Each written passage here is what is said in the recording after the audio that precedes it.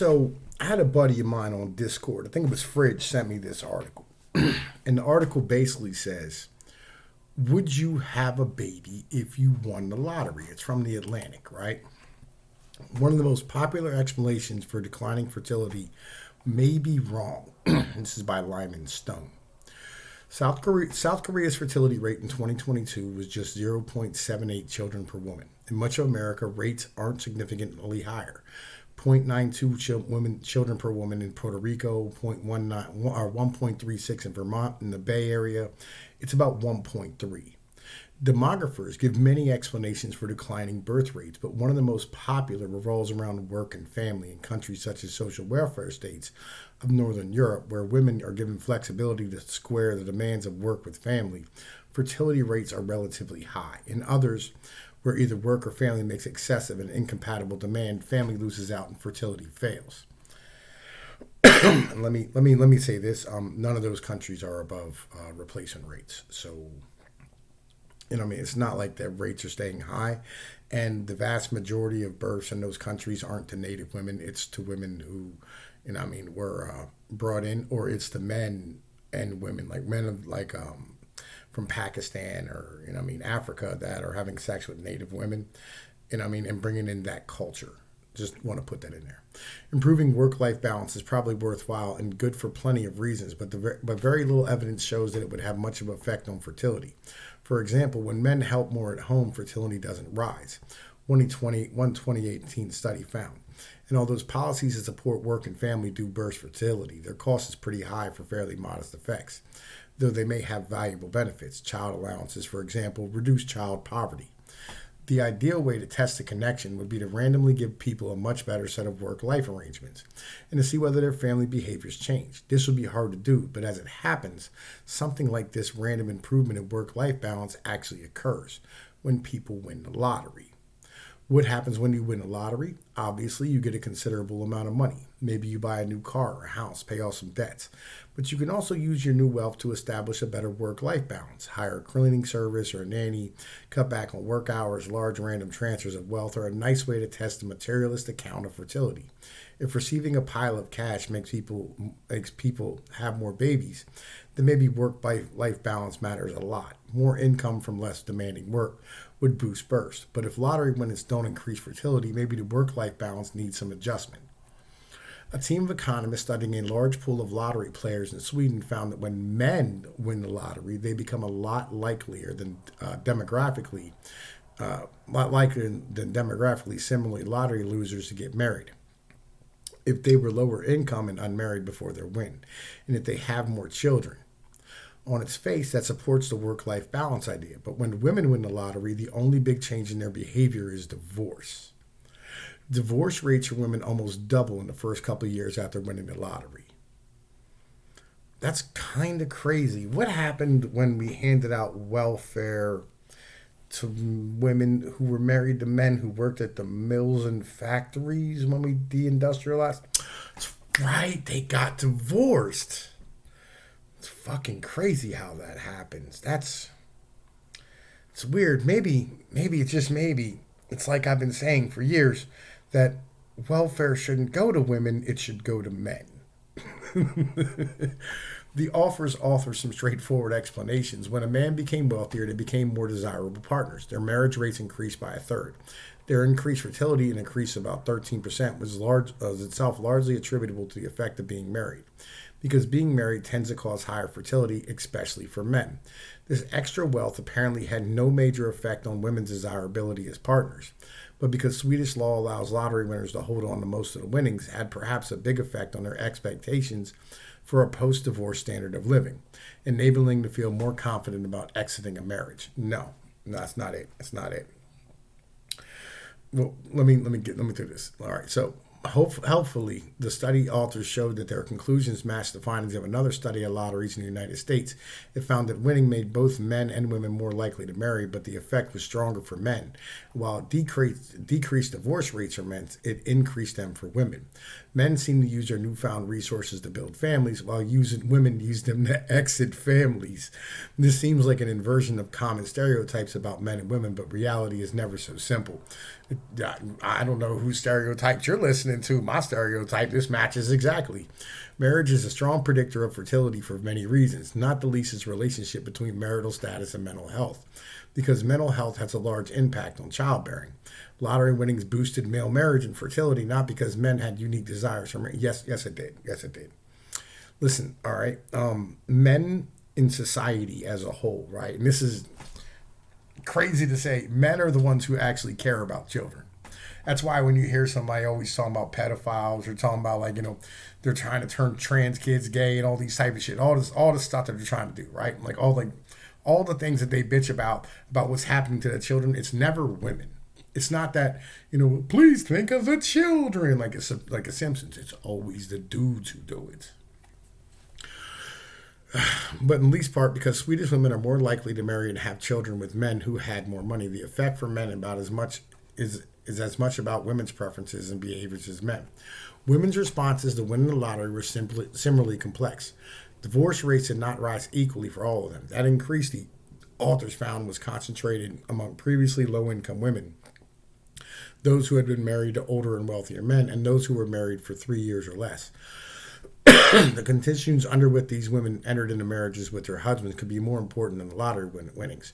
Crucially, 10 years after the lottery, winners are no more likely to divorce, because most of them are broke, than other women. In other words, lottery money may have accelerated the inevitable divorces rather than breaking apart couples that would have otherwise stayed together for the long term.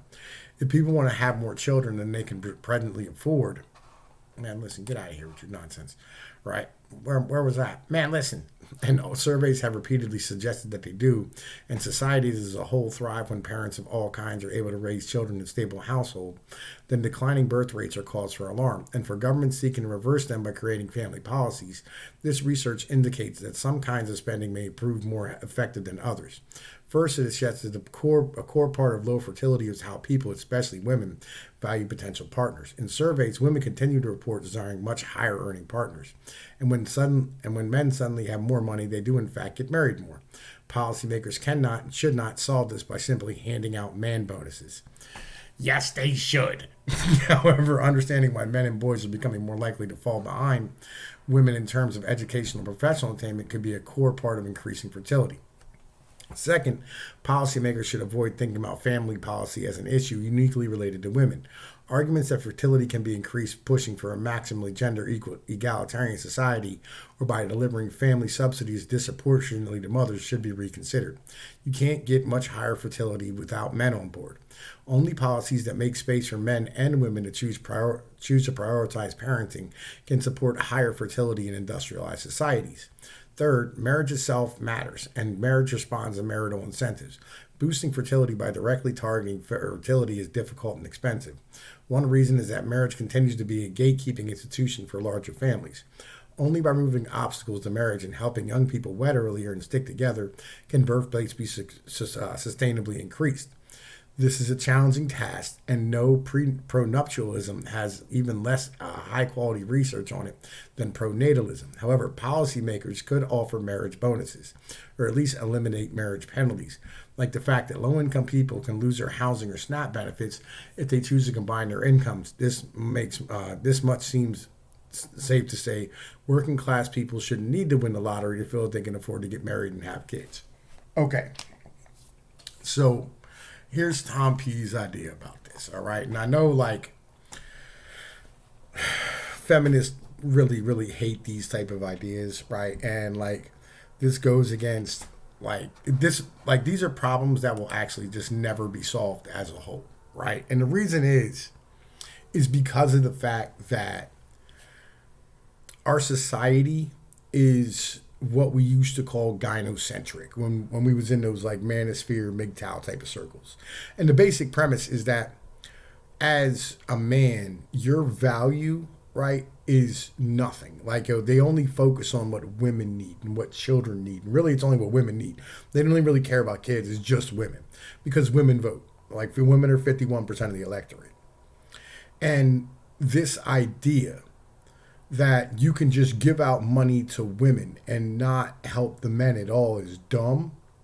And this idea that you should have ever given any money out to women is dumb as well. What should have happened is when you deindustrialized the society, you should have gave that money to the men.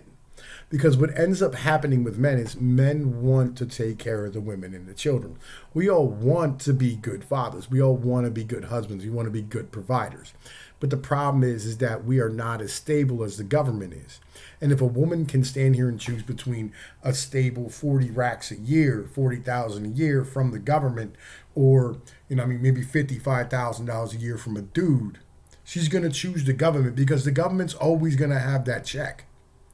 It's the same reason why you have a credit score and the United States doesn't ever have to worry about borrowing money from anybody. That's the premise, right? Is that the government has the ability to pay no matter what because it can print money. As a dude, you don't have that option. So when we close down all these mills and they're like, oh man, this guy here, his benefits are temporary. He might have some unemployment. He might have a little bit of a severance or something along these type of lines. But after that, that's it. Then you have the government over here going we'll take care of you. And basically you're making the dude compete with an entity that can print money. Instead of just giving that same money to the dude, right, which was already earning it. He was already the breadwinner. You literally took away his place and replaced it with the government. You should have just gave him the money in the first place and you would have maintained families. And he would have ended up getting off of this type of cycle. We would have figured out a way to get dudes off of these cycles a long time ago. It would have only lasted a few years before we went, man, listen, we just can't have these dudes sitting around getting fat, not doing nothing, bro. We're going to have to, put them on. And every dude would have been fine. Man, listen, yeah, we got to retrain them, get them on.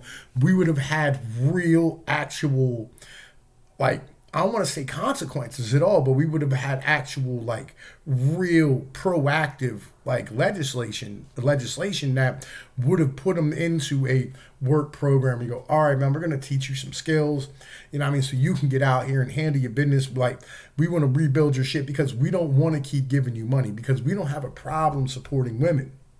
Because, when you support women, you go, oh, man, that's the dude's fault. That's because of all these deadbeat dudes. When you're supporting that man, you go, we're supporting him because we took his shit away. Right? You see that there's a big fucking difference between the two. And this is the problem that you really don't look at. Is that when you look at it as a woman, you're not looking at it as a full human being. Women are basically children. They're basically fucking irresponsible fucking children, grown fucking children. Because we don't see them as adults. We don't see them as human beings. Right? And that's fine because it makes all of us want to protect them.